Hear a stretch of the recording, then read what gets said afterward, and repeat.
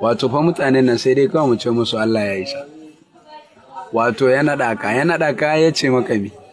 Wato Ubale kai ne shugaban duk masoyana na duniya gobe kiyama. An naɗa ka. Dama can baka faɗa mana dai saboda wani to ai yanzu ma da ka faɗa mu ba mu yadda ba.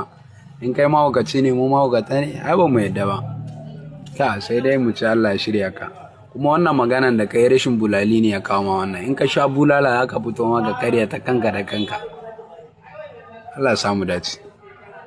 Annabi ne na ɗani yace Ubale na ce ya Rasulullah yace kai jagoran masoya na ne na duniya gaba daya. Ban taɓa faɗa wannan magana ba sai yanzu. Sai mun je gaban alƙaran alƙiyama in ce ya Rasulullah kai kage wannan yake ni ne. Ka san ba yi makarya. Ni da shi aka gaya mu a wata farfajiya. To aka ko na gama. Jagora irin manyan bayan Allah da suke duniya yace ni ne number 1 a duniya. A yanzu ai kaga na gama. To a yanzu haka yace a yanzu yace kai ne jagoran shugaban masoya na duniya. Ban ji daɗi ba.